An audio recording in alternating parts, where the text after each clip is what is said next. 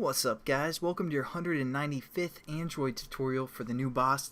What we're going to do in this tutorial is just add that jar, add those resources that we downloaded in the last tutorial.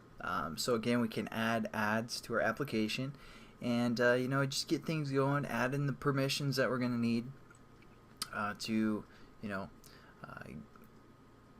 produce the ads, and obviously we're going to have access to the internet and also the network state, so we can keep track of the clicks and all that good stuff.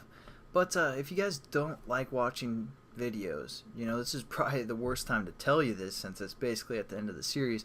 But if you would rather like reading, you can click this link here, and this is basically what we're going to go through is all this stuff. But if you just like watching videos like myself instead of reading and just follow along, but if you ever get lost, just double check with this site here.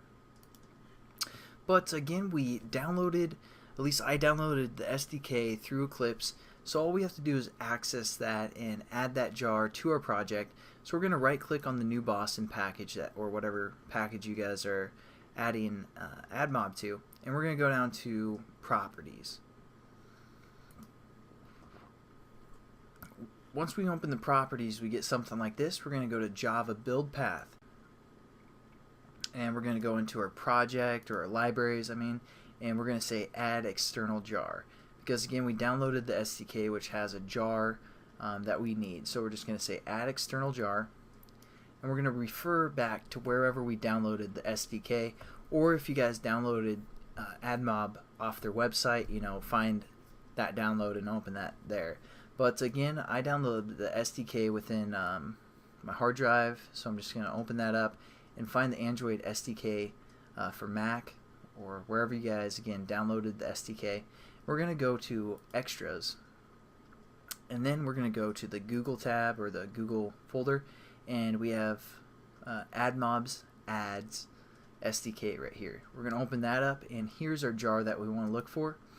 So we're just going to add this jar to our application again, so we can use the methods and all the great stuff it has to offer. So we're just going to click that and hit open, and now as you can see, it added it to our project. We're just going to hit OK, and over here we have this new reference libraries that we have our AdMob SDK located within, and we have all these classes that we can use now, all this new great stuff.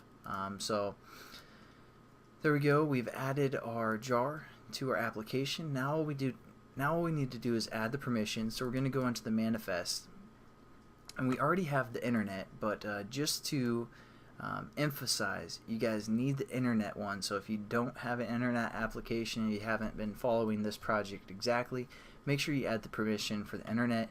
And I'm just going to go down to the permissions tab as well.